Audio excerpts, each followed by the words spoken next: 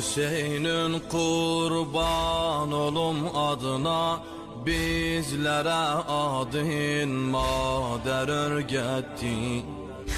Viladette Cebrail emin, gahi varesini geldi terpetti. Veli bilmem Kerbela'da niye, sinesin boğazın şimre görsetti.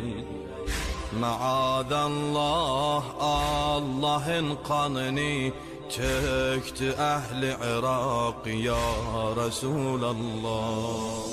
Selam olsun kanlı leblere ki, istiden kurudu su kenarında. Diyerler su mehri Fatıme'di.